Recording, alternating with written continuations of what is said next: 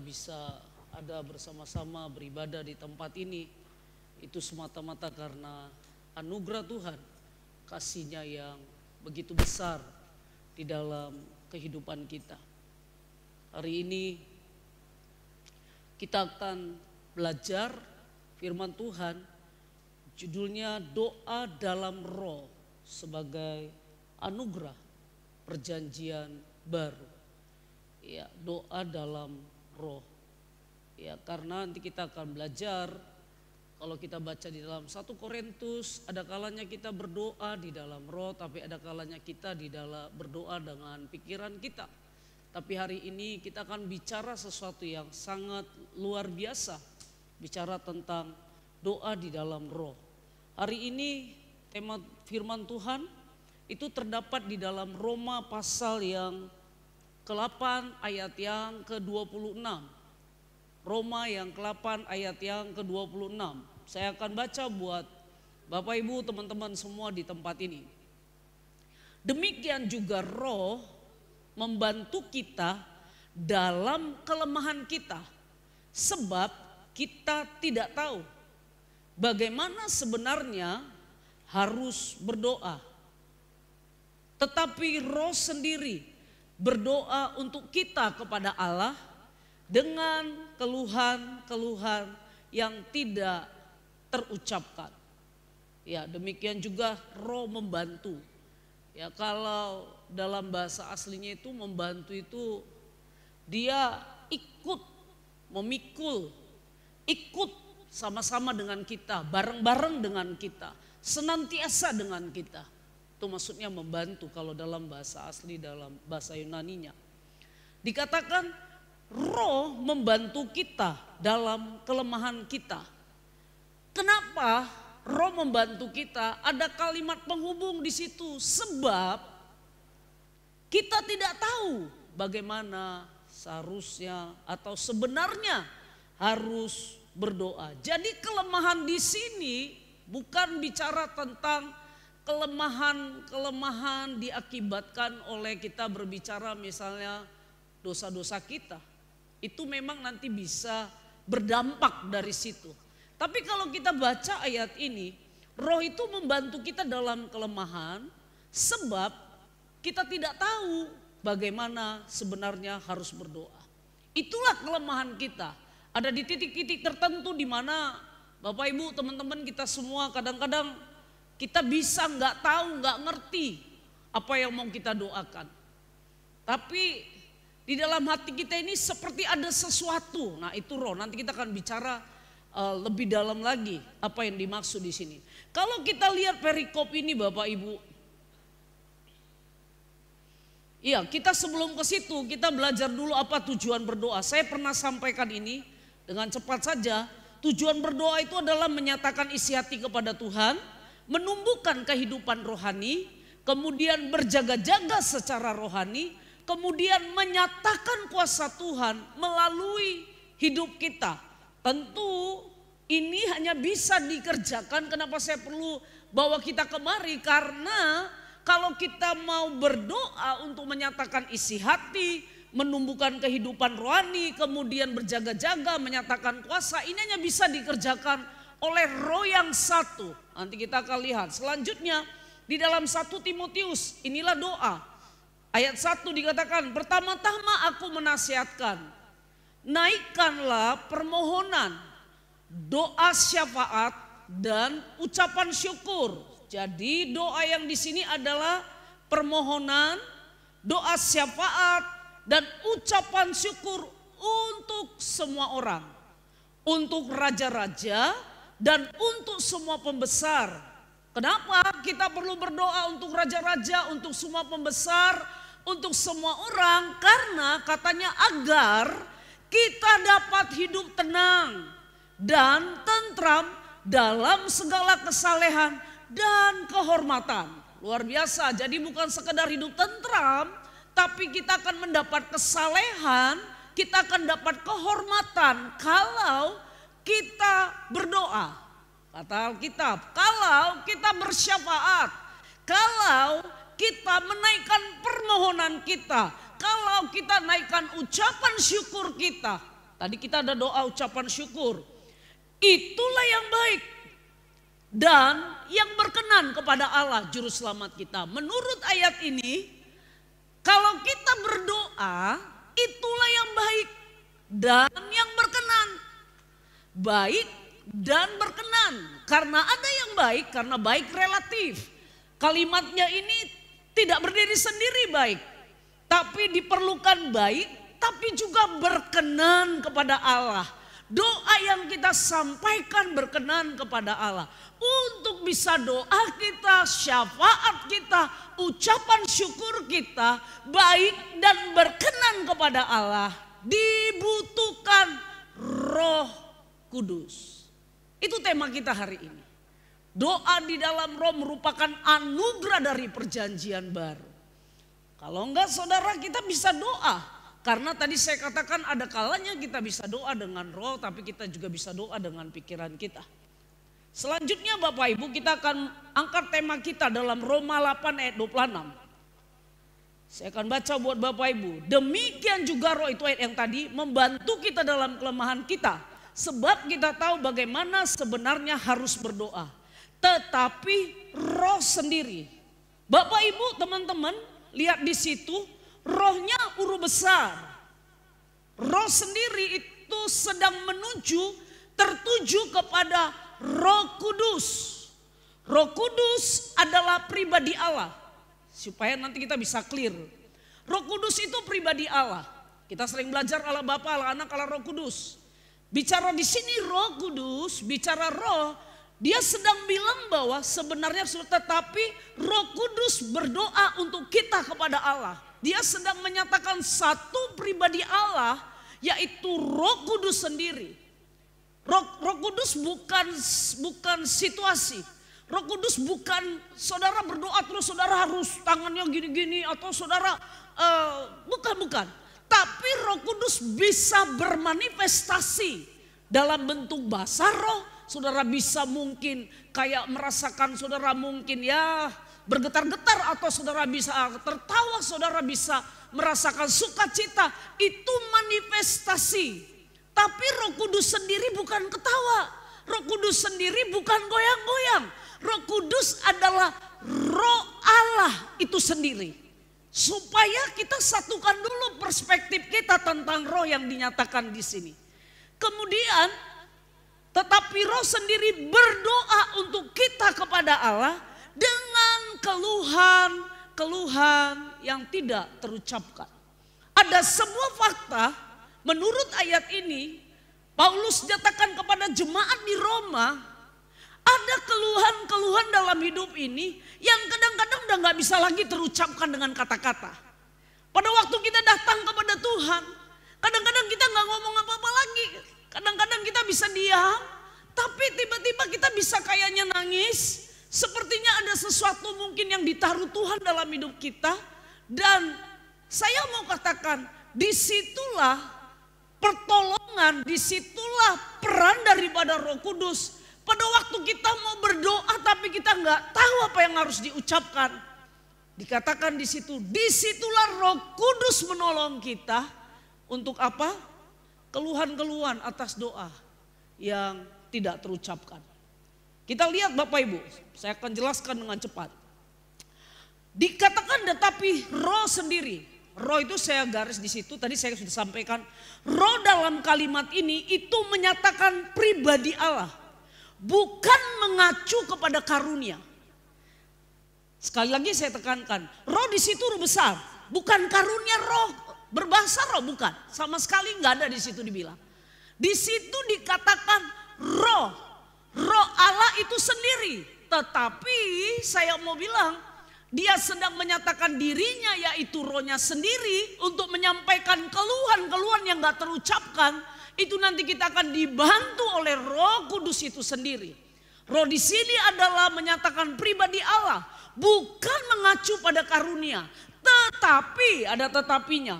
Roh Kudus yang menolong kita itu berdoa, dia bisa memberikan karunia Roh Kudus kepada kita, yaitu apa? Karunia-karunia berbahasa roh. Saya harus bilang sama Bapak Ibu, Kalau kita baca ada 9 karunia Roh Kudus. Salah satunya misalnya nubuat, kemudian berbahasa roh, kemudian menafsirkan bahasa roh, karunia iman, karunia mukjizat, karunia hikmat, pengetahuan, ada 9 karunia. Kalau kita bicara dalam konteks ini bukan bicara tentang karunia. Tetapi kalau Roh Allah, kita berdoa dibantu oleh Roh Kudus, dia bisa memberikan, menganugerahkan karunia berbahasa roh. Bapak Ibu, kita harus sepakat dulu bahwa tidak semua orang diberikan karunia berbahasa roh. Sepakat dulu kita. Karunia ada 9. Tidak semua orang punya karunia nubuat. Karunia roh tidak punya khusus. Tidak sama sekali. Tapi Bapak Ibu, karena Roh Kudus sudah ada di dalam kita, kalau kita minta, kita bisa menerimanya. Karunia Roh Kudus dengan ditandai berbahasa roh, karunia Roh Kudus. Tapi di sini roh yang membantu kita berdoa adalah pribadi Allah. Kalau soal karunia, sama kayak karunia nubuat. Ada orang yang bisa punya karunia nubuat, tapi tidak semua satu gereja ini diberikan karunia nubuat. Diberlaku bagi semua karunia. Tapi kalau Bapak Ibu minta, pasti Roh Kudusnya diberikan dengan satu tanda, berbahasa roh. Ya, nanti Bapak Ibu bisa, kita sedang berbicara di situ. Supaya kita bisa mengerti aja. Dalam Roma pasal 8 ayat 25 dibilang gini. Tetapi jika kita, supaya kita tahu kenapa muncul di ayat 26. Tetapi jika kita mengharapkan apa yang tidak kita lihat, kita menantikannya dengan tekun. Bapak Ibu, kenapa ada muncul kalimat gini? Demikian juga roh membantu kita dalam kelemahan. Bapak Ibu, pada waktu saya berdoa, saya kasih contoh, dulu saya itu waktu kuliah, dalam pemikiran saya, ya saya dulu punya angan-angan umur 27, saya begini. Saya doa, saya bergumul, saya datang kepada Tuhan. Bapak Ibu, pada waktu kita berdoa di ayat 26 dikatakan, demikian juga roh membantu kita dalam kelemahan kita. Kelemahan manakah yang dimaksud? Pada waktu saya berdoa, ada yang namanya pada waktu saya mau berharap, ini tadi dikatakan. Tetapi jika kita, pada waktu saya berharap, seperti Abraham berharap, waktu Tuhan bicara umur 75, 76, 80, 90. Ini kan ada kecenderungan manusia untuk tidak tekun lagi berdoa. Pada saat umur 80 gak dijawab. Mungkin pada waktu kita sedang bergumul, kita minta di usia sekian, kita minta ini, Tuhan kok gak dijawab. 1 tahun belum dijawab, 2 tahun belum dijawab, 3 tahun belum dijawab. Ada kecenderungan kita untuk berhenti berdoa. Ada kecenderungan kita untuk berhenti berharap kepada Tuhan. Ada kecenderungan kita akhirnya kecewa kepada Tuhan dan kita tidak mampu lagi bertekun untuk berdoa. Sebabnya muncullah ayat 26. Roh membantu kita dalam kelemahan kita. Dalam kelemahan yang mana? Pada waktu kita mau berharap kepada sesuatu terhadap apa yang sedang kita gumulkan. Ada logika. Nanti kita akan coba kupas semuanya. Supaya kita mengerti kenapa muncul ayat 26. Roh membantu, menolong. Karena doa kita mungkin ada pergumulan kita. Tuhan aku pengen ini. 1 tahun belum dijawab, 2 tahun belum, 3 tahun. Ada kecenderungan manusiawi kita untuk tidak mau lagi berdoa. Karena apa? Ada kelemahan kita. Kita tidak mau lagi percaya berharap kepada Tuhan. Sebabnya Roh Kudus membantu kita sehingga dikatakan jika kita mengharapkan apa yang tidak kita lihat, kita menantikannya dengan tekun. Siapa yang buat kita tekun? Kepada sesuatu yang belum kita lihat. Waktu kita doa, siapakah yang membuat kita berpengharapan kepada janji Allah, kepada firman Allah, itulah Roh Kudus pribadi Allah itu dalam hidup kita. Dikatakan dia membantu kita dalam kelemahan kita. Kita sering lemah dalam pengharapan kita. Kita bisa mengalami masa-masa di mana kadang-kadang kalau kita doa, kita pikir doa gitu kayaknya sampai di plafon ini aja. Doa, kalau istilah saya cari lagu dari mulai, kayaknya udah doa, kok kayaknya Tuhan kau kayak jauh kali Tuhan. Udah mulai males ini doa. Aduh rasanya pagi-pagi tuh mau doa. Aduh tuh males, udahlah males. Kita cari lagu dari mulai yang paling sedih. Menurut saya lagu, saya pernah bilang lagu yang paling sedih itu adalah salibmu. Salibmu yang kumuliakan. Pada waktu kita doa kayaknya Tuhan kau jauh banget. Kayaknya doa kita itu membal, kayaknya gak bisa melihat apapun. Doa tapi itu udah tidak ada lagi pengharapan. Tapi dikatakan, tetapi jika kita mengharapkan apa yang tidak kita lihat, kita menantikannya dengan tekun. Yang membuat kita tekun sekalipun kita belum melihat janji Allah terhadap doa kita. Itulah Roh Kudus yang membantu kita. Amin. Jadi kalau udah berhenti berdoa, yuk doa lagi yuk. Ya gak apa-apa, doa kan kita udah belajar. Doa itu apa? Komunikasi dengan Tuhan. Bagaimana bisa kita tekun dalam pengharapan? Mungkin kita bilang sampai berapa lama lagi lah Bu Pendeta. Tuhan menjawab doa sampai kapan? Yudas 1:20 katakan begini. Akan tetapi kamu, saudara-saudaraku yang kekasih, bangunlah dirimu sendiri di atas dasar imanmu yang paling suci dan berdoalah dalam Roh Kudus.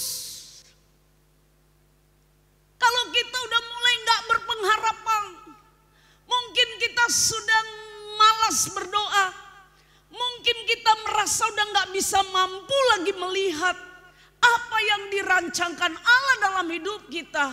Hari ini Alkitab katakan, bangunlah dirimu sendiri di atas imanmu.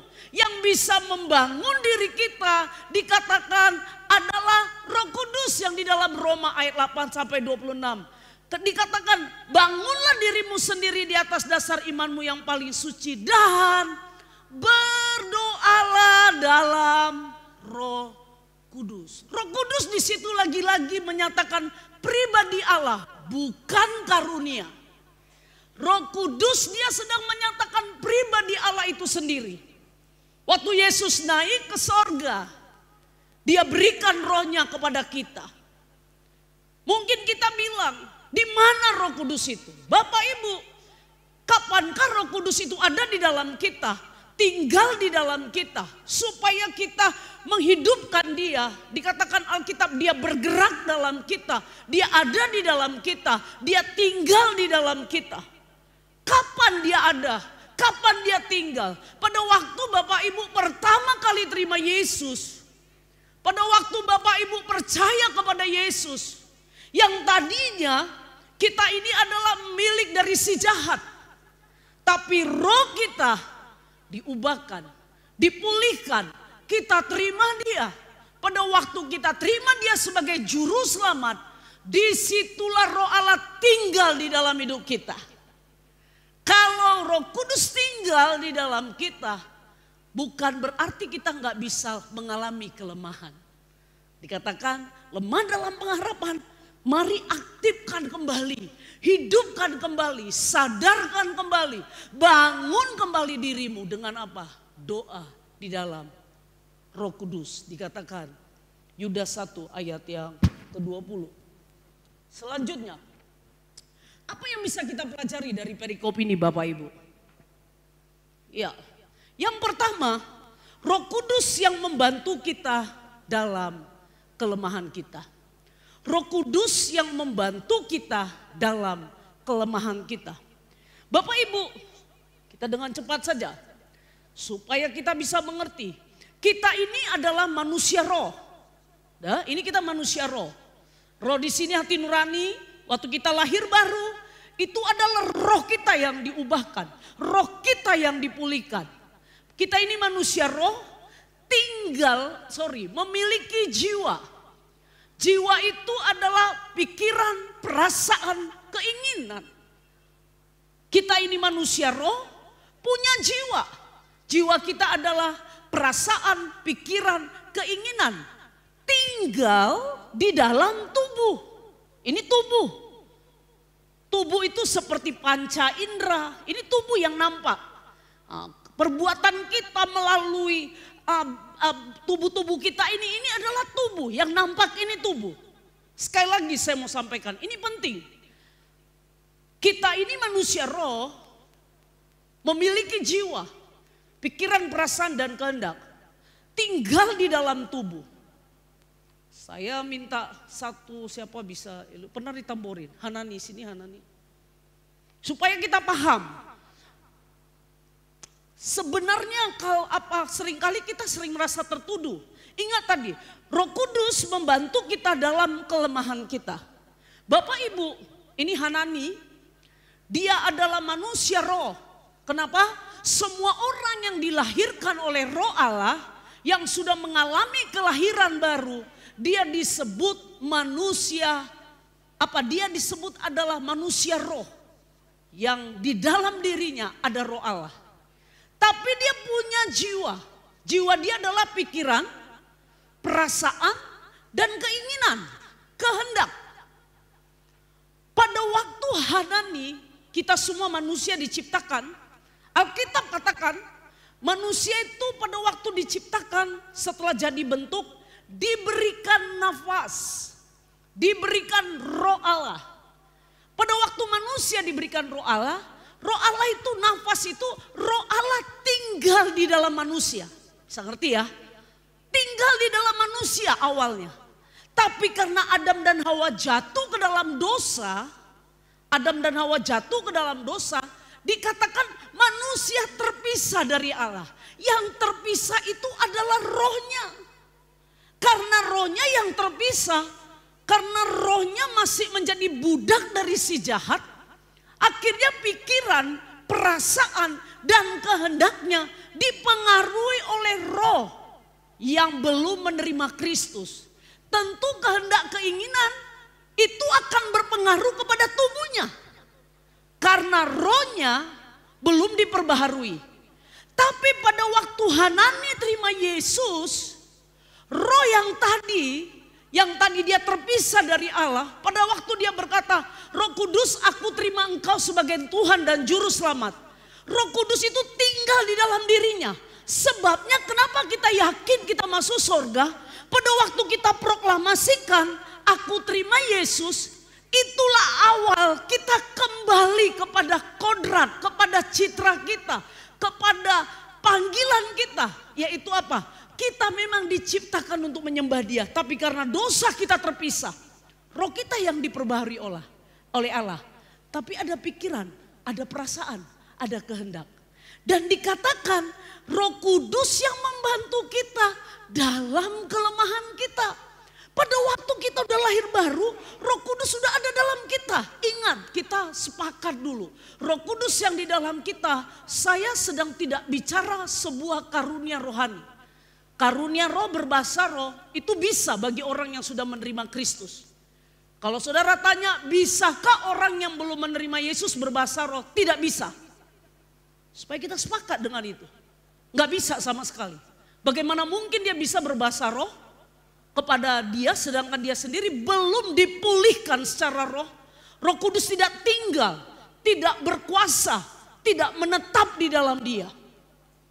Jadi pada waktu Hanani menerima Yesus sebagai Juru Selamat, berjalan dengan hidup, Hanani punya pikiran, dia punya perasaan, dia punya kehendak, dia punya segala-galanya sebagai manusia.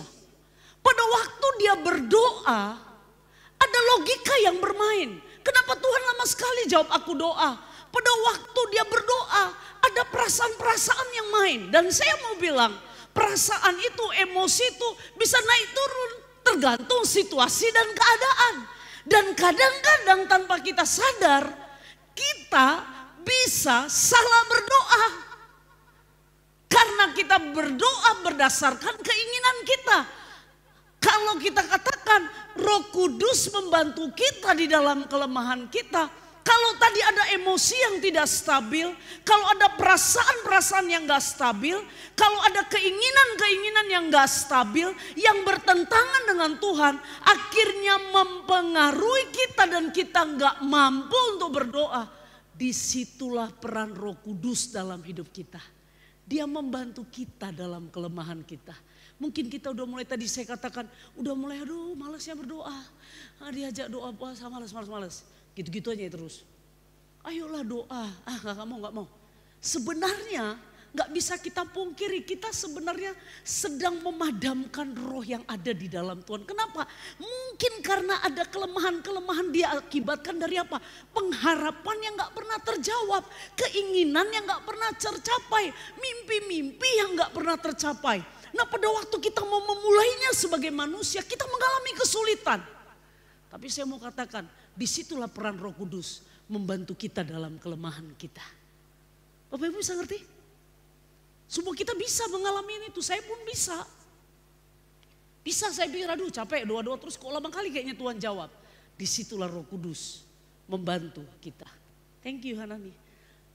Jadi pada waktu Bapak Ibu mengalami kelemahan, artinya begini, Bapak Ibu gak bisa lagi rasanya aduh udah malas berdoa, kenapa pengharapan aku udah makin menurun, makin berkurang karena pengalaman-pengalaman, karena keinginan-keinginan aku yang gak tercapai, karena emosi-emosi naik turun. Akhirnya itu mempengaruhi kehidupan doa kita. Hari ini saya mau katakan, Bapak Ibu Roh Kudus ada di dalam kita.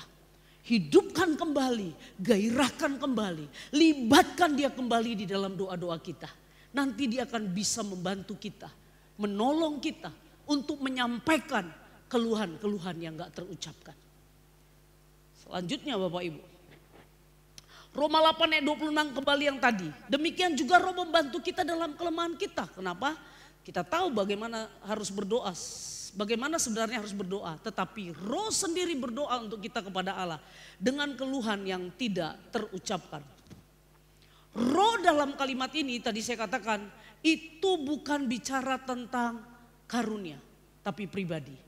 1 Korintus 14 ayat 14 bilang begini. Sebab jika aku berdoa dengan bahasa roh, ini manifestasi, ini karunia, bahasa roh sekali lagi, ini karunia. Karunia dari Roh Kudus ini hanya bisa dimiliki oleh orang yang sudah percaya Yesus, yang di dalam dirinya ada Roh Allah. Ya, sebab jika aku berdoa dengan bahasa roh, maka Rohkulah yang berdoa. Roh Allah tadi yang tinggal di dalam kita tadi. Kalau kita berbahasa roh dikatakan, maka Rohkulah yang berdoa. Tetapi akal budiku tidak turut berdoa. Jadi apakah yang harus kubuat? Aku akan berdoa dengan rohku, tetapi aku akan berdoa juga dengan akal budiku. Aku akan menyanyi dan memuji dengan rohku, tetapi aku akan menyanyi dan memuji dengan akal budiku. Roh Kudus sekarang saya mau bilang begini, jangan pernah berpikir bahwa doa yang paling hebat adalah doa dalam berbahasa roh. Menurut ayat ini ada kalanya kita berdoa dengan akal budi, tapi ingat akal budi di sini adalah akal budi yang dikendalikan, yang dipimpin, yang dituntun oleh Roh Kudus pribadinya tadi. Paulus bilang, jadi bagaimana? Apakah aku harus berdoa dengan akal budi atau aku berdoa dengan roh? Tapi Paulus bilang, aku akan berdoa dengan akal budi, tapi aku juga akan berdoa dengan roh, yaitu berbahasa roh. Dalam konteks ini dia bilang berbahasa roh. Jadi Bapak Ibu, kalau Bapak Ibu tanya, kalau kita baca ini semua, Paulus bilang manakah yang lebih baik? Aku berdoa dengan akal budi atau aku berdoa dengan berbahasa roh? Bapak Ibu, pada waktu saya berbahasa roh, kalau saya fungsi dari bahasa roh itu kan membangun kehidupan iman pribadi kita. Kalau saya bilang pada waktu saya berdoa dengan berbahasa roh, roh saya dengan roh Allah itu connect. sama-sama itu langsung terkoneksi kepada Allah, kepada roh Allah. Karena roh saya, nanti kita akan baca ayatnya, bersatu dengan roh dia. Tapi juga pada waktu tadi saya katakan kalau berbahasa roh itu adalah untuk membangun kehidupan pribadi saya. Paulus bilang gini, jadi bagaimana kalau begitu, kalau kita sedang berdoa, lebih bagus dengan bahasa atau akal budi sehingga bisa lebih dimengerti orang. Kata Paulus, kalau aku kan ada karunia menafsirkan bahasa roh, betul ya? Ini kita belajar sedikit-sedikit. Bapak Ibu, kalau kita berdoa dengan berbahasa roh tapi tidak ada orang yang punya karunia menafsirkan, itu nggak guna sama sekali. Kecuali roh pribadi saya yang dibangun. Makanya kata Paulus, ketika aku bersama-sama dengan jemaat adalah jauh lebih baik kalau aku berdoa dengan akal budiku. Tetapi yang dimaksud Paulus, doa dengan akal budi di sini bukan berarti tidak dituntun oleh roh. Doa dengan akal budi dengan bahasa yang dimengerti oleh orang lain, tapi dikendalikan, dituntun, diarahkan itu oleh roh Allah itu sendiri. Bisa ngerti Bapak Ibu? Bisa ngerti ya? Jadi Bapak Ibu, kalau saya bahasa roh, terus nggak ada orang di sini yang bisa menafsirkan, Paulus bilang sama sekali nggak berguna. Bahkan mungkin orang yang baru akan bilang, apa sih kamu bilang? Dia malah akhirnya nggak bisa menikmati karena dia mendengar sesuatu yang baru. Tapi pun kalau engkau berdoa dengan akal budi, pada waktu ada orang yang berdoa dengan berbahasa roh, ada orang yang berdoa dengan akal budi, artinya menerjemahkannya, itu akan membangun jemaat. Jadi mana yang harus kulakukan? Kata Paulus, aku akan berdoa dengan rohku, tapi aku akan berdoa juga dengan akal budiku. Rohku itu merupakan iman pribadiku yang akan dibangkitkan. Tapi pada waktu aku berdoa dengan akal budi, dengan bahasa yang dimengerti oleh orang, hidup banyak orang akan bisa dibangun. Jadi kita bisa berdoa. Ya kita di sini para pendoa, semua jemaat di tempat ini perlu berdoa, Tuhan kasihlah di gereja ini orang-orang yang punya karunia menafsirkan bahasa roh. Supaya kita nggak doa tapi orang nggak ada yang ngerti. Ingat, pada waktu kita berbahasa roh itu adalah bahasa-bahasa dari Roh Kudus yang merupakan isi hati Allah yang mau disampaikan kepada umat. Nah problemnya kalau nggak ditafsirkan itu akan berlalu begitu saja. Ya orang bahasa roh gitu-gitu. Siapa sih? Gak ngerti. Tapi dengan kita berdoa dengan akal budi. Artinya gini, saya mau bilang mari kita seimbang jemaat GKKD. Kita boleh berkarunia berbahasa roh, tapi kita minta supaya ada orang yang menafsirkan. Baca di dalam karunia-karunia roh. Ada orang yang dikaruniakan menafsirkan bahasa roh. Jadi Paulus bilang kalau itu di tengah banyak gak bisa diartikan, gak ada gunanya sama sekali. Tapi kalau ada yang bisa mengertikan. Satu kali saya pernah mengikuti seminar doa. Ada yang berbahasa roh. Kemudian ada yang menafsirkan. Ada yang menyampaikan. Dia berbahasa roh, ada yang sampaikan terus. Saya masih percaya dengan karunia-karunia begitu. Nah yang jadi problem kalau semua bahasa roh. Apa? Loh untuk apa kalau gak ada yang ngerti, benar gak sih? Kita ini hati-hati karena ada kecenderungan, tadi kan ingat. Kita ini manusia roh. Punya jiwa, punya pikiran, punya perasaan, punya tubuh. Jadi mana yang harus, kalau Bapak Ibu baca semua ayatnya ini, saya nggak bisa karena ini terlalu sangat detail seharusnya. Tapi paling tidak kita punya gambaran. Kalau mau berbahasa roh, yuk kita minta yuk sama-sama. Kalau saya bilang berdoa kita supaya 9 karunia itu berjalan di gereja ini. Gak timpang. Semua berbahasa roh tapi gak tahu apa. Padahal Paulus bilang kalau engkau berbahasa roh itu baik untuk dirimu sendiri. Kata Paulus. Tapi kalau itu diterjemahkan itu akan membangun umat. Itu apa saudara di sini hanya untuk mau diri sendiri aja? Ayo kita berbahasa roh, ayo saya pikir. Para pendoa, yuk kita doa supaya minta. Supaya ada orang-orang di sini yang punya karunia menafsirkannya. Supaya kita mengerjakan sesuatu itu kita ngerti, terarah. Tapi berbahasa roh pun silakan saja.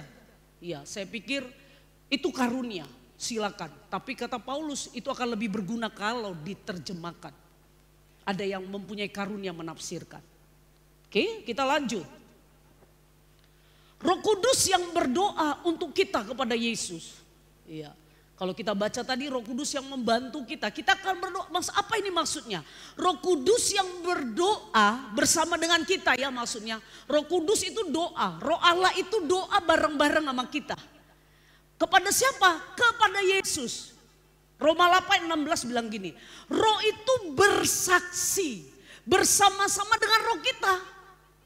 Kalau Hanani sekali lagi Hanani, agak capek kau sekali dek. Ya upamu nanti besar di surga. Roh itu bersaksi bersama-sama dengan roh kita. Anggap dia Roh Kudus. Pada waktu saya berdoa dia Roh Kudus. Roh Kudus ada di dalam saya, betul? Roh Kudus tinggal di dalam saya. Dia nggak bisa nampak wujud seperti ini. Tapi anggap aja, apa artinya dikatakan roh itu tadi kan yang kedua Roh Kudus yang bersama dengan kita berdoa sama-sama dengan kita untuk berdoa kepada Kristus, kepada Yesus. Yesus yang akan sampaikan kepada Bapa.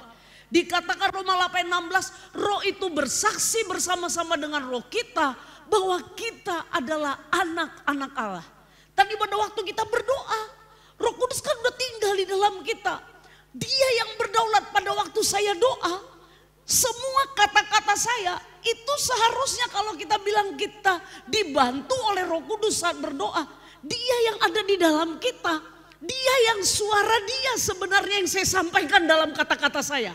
Misalnya saya berdoa, Tuhan aku berdoa jamalah seluruh pelayan GKKD. Itu lahir dari hati dia.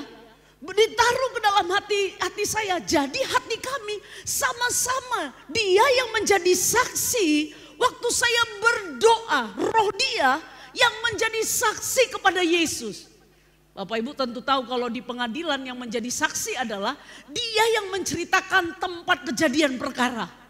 Jadi waktu saya berdoa kepada Kristus, dia yang bilang kepada Yesus, itu adalah anakmu yang sedang berdoa itu. Berdoa untuk perasaanku, hatiku, itu adalah anakku. Anak yang kau kasihi, yang sudah engkau mati bagi hidupnya. Sebabnya dibilang Roh Kudus yang berdoa untuk kita kepada Yesus.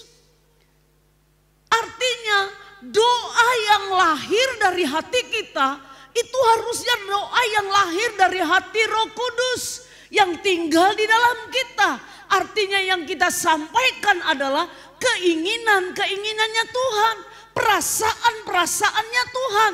Karena apa? Roh Tuhan yang ada di dalam saya itulah yang menyampaikan apa yang menjadi kerinduan Bapa. Ditaruh di dalam hati saya. Siapa yang taruh? Roh Kristus yang tinggal di dalam hati saya. Makanya kalau kita berdoa sesuai dengan kehendak Dia. Dari manakah itu? Inilah kehendak Dia. Semua doa kita yang dituntun oleh Roh Kudus enggak bertentangan dengan firman-Nya Dia, dengan Alkitab. Saya ada baca satu kisah seorang hamba Tuhan. Pada waktu dia meninggal, ada satu biografinya waktu saya baca, pada waktu dia meninggal, hampir 99% doanya dijawab. Pada waktu dia mati, meninggal dipanggil Bapa, hanya satu katanya doanya yang gak dijawab. Ada satu kesaksian saya waktu baca, dia seorang bapak teologi. Pada waktu dikatakan kenapa doanya dia pada waktu doanya yang gak dijawab itu adalah pada waktu dia meninggal, dia sedang berdoa untuk keselamatan satu orang.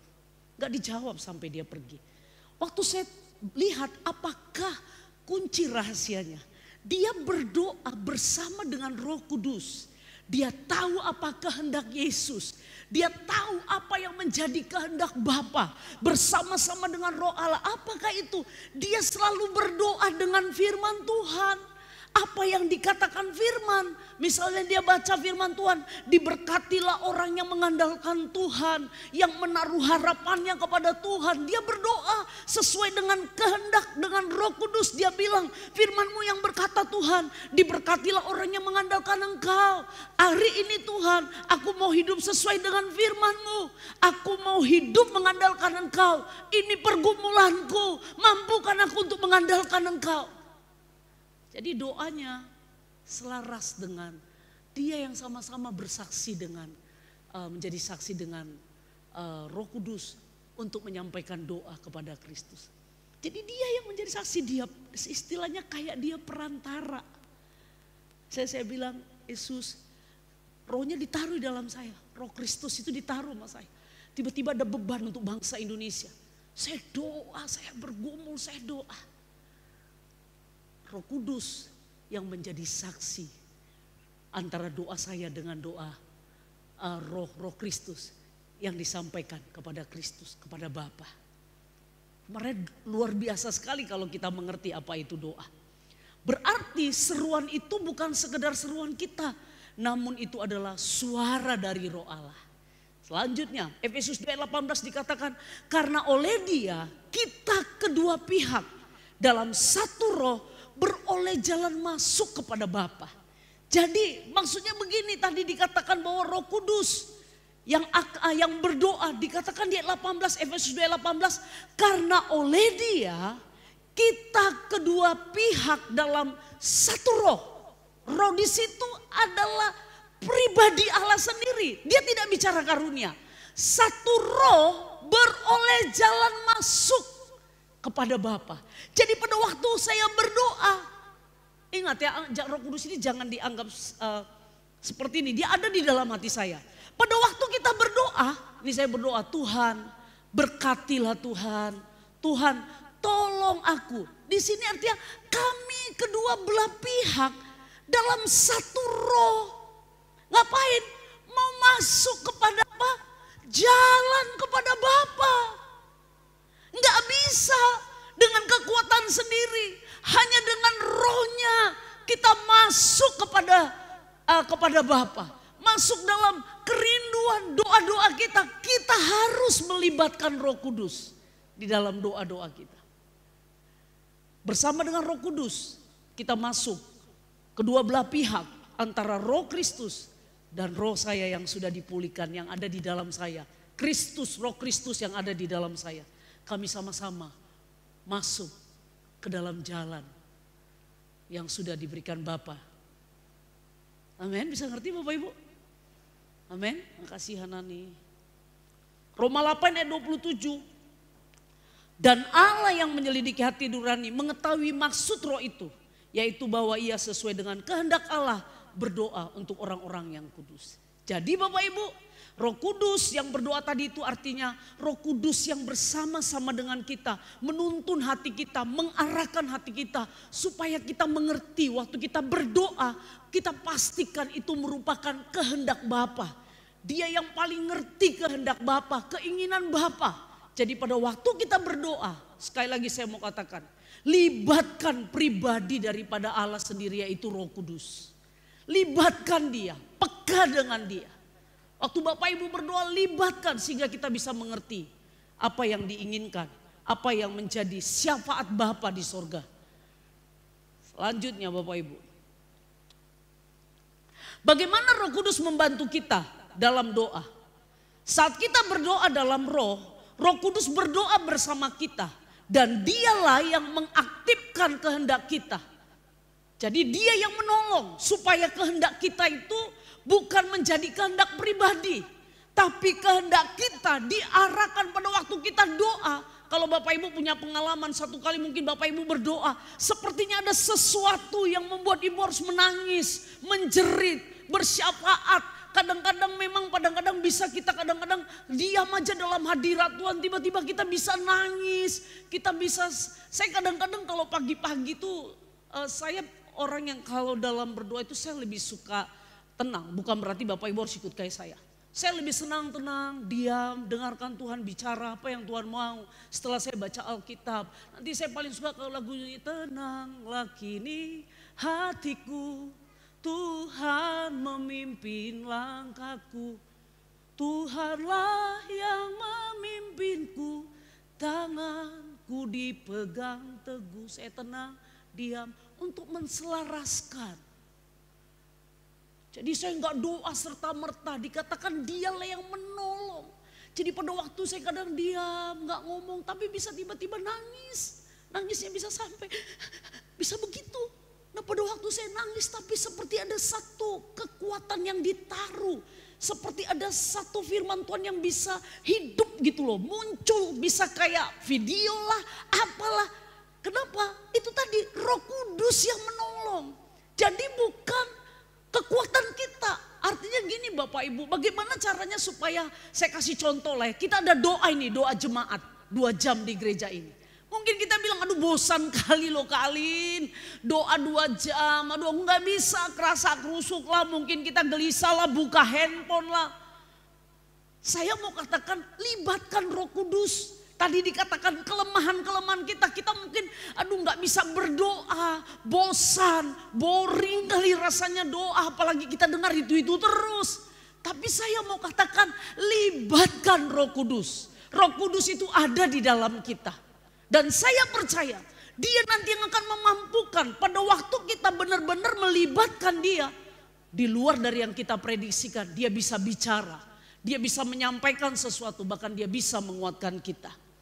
Sedikit lagi Bapak Ibu, Efesus 2 tadi ayat 18 sudah kita baca. Ketika kita dipenuhi dengan Roh Kudus, Roh yang ada di dalam kita itu akan mengenali Allah sebagai Bapa kita. Dan merupakan hal yang wajar bagi orang yang dipenuhi Roh Kudus untuk berkata, ya Abba, ya Bapa. Sebenarnya kita ini hebat, kita bisa langsung akses, punya berdoa langsung kepada Bapa. Satu-satunya hanya kita yang memanggil Tuhan Bapa. Ada satu kedekatan, keintiman dengan Bapa. Saya mau bilang sama Bapak Ibu, Yesus yang kita sembah, dia suka kalau kita intim sama dia. Kita berdoa sama dia, memanggil dia Bapa. Kita dilayakkan jadi anak melalui apa? Roh Kudus yang menjadi jalan untuk kita memanggil dia Bapa. Jadi sebenarnya luar biasa di dalam doa. Dia Bapa kita. Untuk memanggil dia ya Abba ya Bapa. Allah telah mengutus Roh Putranya ke dalam hati kita. Untuk kita bisa berseru kepada dia. Ya Abba ya Bapa. Galatia 4 ayat 6 katakan. Dan karena kamu adalah anak. Maka Allah telah menyuruh roh anaknya ke dalam hati kita untuk kita berseru. Wah keren kali. Disuruhnya roh itu. Bilang sama anakku itu panggil. Abba Bapa. Enak kali kalau kita doa Bapa. Terus kita dengar melalui firman Yesus bilang aku mengasihimu anakku. Kadang-kadang kita lelah. Aduh kapanlah Tuhan doaku dijawab Tuhan. Aduh udah berapa tahun aku berdoa untuk apa? Untuk jodoh Tuhan. Aduh Tuhan. Mungkin kita udah nyanyi ku tak sanggup. Ada terus yang nyanyi, Yesus sanggup. Itu Roh Kudus hidup. Yesus sanggup. Begitu amin, ada fakta. Gak datang juga. 3 tahun, gak datang juga. Doa puasa katanya. Doa puasa. Amin, gak datang juga. Roh yang membantu kita. Pengen putus harap. Udahlah, gak usah lagi berdoa. Panggil dia, Bapa. Katakan padaku sejujurnya, Syailah. Ya kan sama Bapa kan? Kau mau kasih atau tidak? Kalau gak kasih, jadilah kehendakmu. Tapi kalau kau kasih, dipermuliakanlah namamu. Amin. Daripada kita putus asa, padahal dia Bapa kita. Alkitab bilang Bapa mana yang kalau anaknya minta roti dikasih kalajengking. Bagi teman-teman di sini yang sudah mulai putus harap, buat saya umur memang pada waktu itu ya sedikit-sedikit kita ibadah sore ini lebih enak. Umur 20, pada waktu saya dulu tamat kuliah, saya itu punya target umur 27 tahun. Tuhan jawab doa saya untuk menemukan dambaan hati. Entah kemana dia sekarang. Makin didoakan, tapi akhirnya di satu titik saya mulai mengucap syukur dengan Tuhan. Saya tahu dia Bapa yang baik. Dia tahu mana yang baik buat saya. Kalau saya sampai hari ini masih sendiri, dia tahu karena dia Bapa yang baik. Ini yang terbaik buat saya. Saya yang perlu konekkan keinginan saya dengan kehendak dia. Kalau saya paksakan, Tuhan kalau enggak kau kasih, enggak mau lagi aku melayani. Enggak apa-apa juga kata Tuhan. Ya udah. Dia Bapa kita. Bagi teman-teman yang udah mulai putus harap enggak mau lagi doa. Doa lagi. Belum ada jodoh, Kak, aku dari dulu doa untuk sesuatu. Supaya ada terobosan dalam finansial aku. Supaya ada terobosan.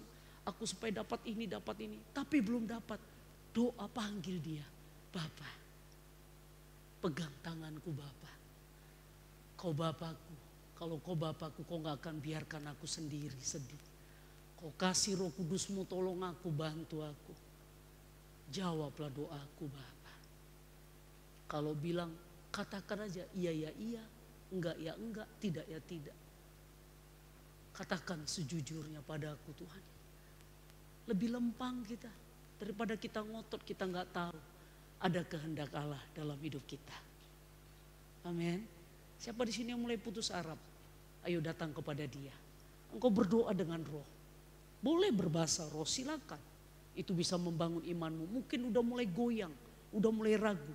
Kan fungsi bahasa roh membangun, membangkitkan. Silakan kalau berbahasa roh. Kalau rohmu bisa dibangunkan. Yang terakhir, bagaimana Roh Kudus tadi membantu kita? Roh membantu kita dalam kelemahan kita sebab kami dikatakan Roma 8:26, sebab kami tidak tahu bagaimana cara berdoa yang seharusnya. Roh yang bantu kita. Roh yang menolong kita, Roma 8:26. Dia menerima doa-doa kita dan menyesuaikan doa kita menurut kehendak Tuhan. Satu kali ada seorang pendeta Bapak Ibu. Supaya kita ngerti nih. Doa itu ditolong oleh Roh Kudus. Ada Roh Kudus. Bukan karena hebatnya kata-kata, Roh Kudus bisa menyelaraskan kata-kata kita walaupun agak merbalangan. Dia ngerti. Kalau ada roh iklan rokok bilang, ku tahu yang ku mau anakku. Tahu aku kau mau apa. Satu kali seorang pendeta, dia berdoa kepada jemaat yang sakit maju ke depan. Ada seorang ibu sakit kanker. Kemudian dia katakan sini saya akan berdoa. Kemudian pada waktu didoakan, dia katakan pendeta itu bilang gini, dalam nama Yesus, oleh bulir-bulir Yesus sembuh. Oh, saudara waktu jemaat itu kok bulir-bulir ya? Tapi saudara tahu, pada waktu dibilang oleh bulir-bulir Yesus sembuh. Saya waktu dengar kesaksian itu, saya benar ya, Roh Kudus dia menerima doa kita dan menyesuaikan doa kita menurut kehendak Tuhan. Tuhan tahu maksudnya dari pendeta itu oleh bilur-bilur bukan bulir-bulir. Dia bisa dikatakan kehendak Tuhan karena dia sendiri yang mengetahui dan dapat menafsirkan kehendak dan tujuan Tuhan. Tidak ada yang mengetahui pikiran Allah kecuali Roh Allah itu sendiri. Waktu kita doa, kita bilang oleh bulir-bulirmu sembuh. Tuhan ngerti. Tahu aku nakku yang kau maksud bilur-bilurnya. Tahu aku tahu. Karena dia maha tahu. Jadi bukan karena kata-kata, tapi saya mau katakan, ayo jemaat GKKD, yuk waktu kita berdoa libatkan Roh Kudus. Libatkan Roh Kudus dalam doa puasa kita. Wah, saya percaya kalau itu kita libatkan, kita nggak pernah bosan dengan doa. Kan doa itu bincang-bincang, ngobrol-ngobrol dengan Bapa kita. Kita ngobrol-ngobrol, kita cerita semuanya sama Dia. Nanti Roh Kudusnya yang akan menafsirkan dan yang akan menolong, membantu kita di dalam kelemahan kita pada waktu kita berdoa. 1 Korintus 2:11 dikatakan, siapa gerangan di antara manusia yang tahu apa yang terdapat di dalam diri manusia. Selain, dia coba lihat Bapak Ibu, roh manusia sendiri yang ada di dalam dia. Demikian pula lah tidak ada orang yang tahu apa yang terdapat di dalam diri Allah selain roh Allah itu. Gak ada kita yang bisa tahu. Kecuali apa? Roh Allah yang tinggal di dalam diri kita. Dia bisa bermanifestasi. Dia bisa memberikan karunia-karunia. Tapi saya mau katakan hari ini, berdoa yang dimaksud kita dibantu oleh Roh Kudus bukan berbicara tentang serta-merta hanya bahasa roh. Tapi doa yang dikendalikan, doa yang dipimpin, doa yang dituntun, doa yang lahir daripada kehendak atau keinginan daripada Roh Allah itu sendiri. Saya percaya doa yang seperti itu pasti akan Tuhan jawab. Doa yang lahir dari Roh Allah itu sendiri. Karena memang itulah keinginannya. Itulah kerinduannya. Jadi sebabnya saya mau katakan kita pernah bicara bahwa berdoa itu adalah dua arah. Karena dua arah, ada kalanya saya harus diam. Ada kalanya saya harus ngomong. Ada kalanya saya harus mendengar. Ada kalanya saya harus berbicara. Tapi ada kalanya saya harus diam mendengar dia berbicara. Untuk apa? Supaya saya berdoa tetap dituntun, dipimpin oleh rohnya sendiri. Dia mengambil doa-doa kita yang lemah dan tidak sempurna dan menempatkannya dalam bentuk yang dapat diterima oleh Bapa surgawi. Mungkin doa-doa ada kalanya tadi saya akan tutup dengan ini. Bapak Ibu, saya ingat satu kali ada satu titik, saya pernah cerita kalau nggak salah, satu titik di mana saya nggak bisa lagi berdoa. Saya nggak punya kemampuan karena ada pergumulan-pergumulan. Di dalam hidup ini kita bisa punya pergumulan-pergumulan yang cukup berat menurut saya pada waktu itu. Rasanya berat banget. Saya seperti merasa bahwa Tuhan kayak udah selesai hidup panggilannya dalam hidup saya. Saya merasa bahwa Tuhan kayaknya udah nggak ada lagi. Dia udah nggak mau bicara lagi sama saya. Saya yang merasa, bukan Tuhan. Tuhan nggak pernah tinggali saya. Bapak Ibu, pada waktu itu saya cuma ambil keputusan. Saya pergi ke satu tempat. Pada waktu itu saya ingat saya pergi ke Bukit Tinggi. Saya berdoa. 3 hari 3 malam saya doa. Pada waktu saya doa, kalau kita dalam keadaan tertekan, dalam keadaan lemah, dalam keadaan itu rasanya sulit banget. Itu tadi saya katakan coba nyanyi, kayaknya Tuhan itu kayaknya jauh, balik lagi membal. Doa lagi kayaknya balik lagi membal. Tapi pada waktu saya mencoba, saya katakan kepada roh saya, Tuhan pulihkan kembali aku Tuhan. Aku gak mau gini terus. Tuhan aku udah kehilangan arah. Tuhan aku udah kehilangan pengharapan. Aku butuh Engkau Tuhan. Engkau Bapakku. Engkau sudah mati memberikan anakmu bagi aku. Apa hidup aku akan sampai di sini akan berhenti? Saya diam, saya biarkan kembali Roh Allah menguasai seluruh kehidupan saya. Menguasai pikiran saya, mengendalikan seluruh kehidupan saya. Pada waktu saya tenang, diam, seperti ada sesuatu yang menghidupkan kembali. Bergumul, rasanya Tuhan, kayaknya kau gak berpihak lagi sama aku. Tapi pada saat itu dia seperti memberikan kesegaran. Doa itu membuktikan bahwa kita sedang dalam keadaan menyadari aku bukan siapa-siapa, aku gak bisa apa-apa, aku gak buat apa-apa, gak bisa buat apa-apa. Aku udah hopeless Tuhan, bantu aku, tolong aku. Akhirnya Tuhan bisa membangkitkan kembali. Hati saya dibulihkan kembali, walaupun dalam babak belur saya harus nangis, saya harus benar-benar saya gak sanggup. Tapi saya mau katakan hari ini Bapak Ibu, sekali lagi, ayo saya ajak semua jemaat GKKD, mari berdoa, minta Roh Kudus memampukan kita. Kalau kita udah gak bisa lagi berdoa, minta Roh Kudus memampukan. Minta Roh Kudus, rohnya ada di dalam kita. Minta dia menolong kita, menuntun kita, mengajari kita. Sehingga pada waktu kita berdoa, kita tahu apa yang menjadi kehendak Bapa di dalam kehidupan kita. Kita berdoa. Mari semua kita datang, minta Roh Kudus dalam hidup kita. Kalau Bapak Ibu hari ini di tempat ini mau minta Tuhan berikan aku karunia Roh Kudus. yang ditandai dengan bahasa roh. Bapak Ibu nggak apa-apa minta. Karena pada waktu engkau berdoa secara pribadi dengan Roh Kudus, imanmu akan dibangkitkan, rohmu akan terus terkoneksi dengan Roh Kudus. Kalau Bapak Ibu ada yang mau berkata, aku udah kering, aku seperti kehilangan pengharapan, semuanya udah kulakukan seperti biasa saja. Hari ini minta Roh Kudus membantu kita untuk kita bisa kembali berdoa kepada Tuhan. Mari kita semuanya berdoa. Mari semua bangkit berdiri. Roh Kudus ada di sini. Teman-teman, Bapak Ibu. Mungkin ada pergumulan kita yang membuat kita jadinya seperti lemah, gak mampu berdoa lagi. Pengharapan yang sudah mulai berkurang. Hari ini minta Roh Kudus menghidupkan kembali doa-doa. Kalau engkau mau berdoa berbahasa roh untuk membangun dirimu sendiri, berdoalah. Kalau engkau mau rindu supaya dibangunkan kembali. Kalau ada hal-hal yang Bapak Ibu rindukan, inginkan, minta kepada Roh Kudus. Roh Kudus, bantu aku untuk berdoa. Apa yang harus aku doakan? Karena aku dalam keadaan bingung, karena problem-problem yang aku hadapi.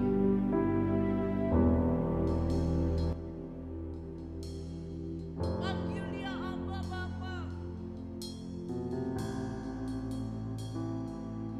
Roh Kudus yang akan dicurahkan kepada hidupmu. Roh Kudus yang akan dilimpahkan ke dalam kehidupan.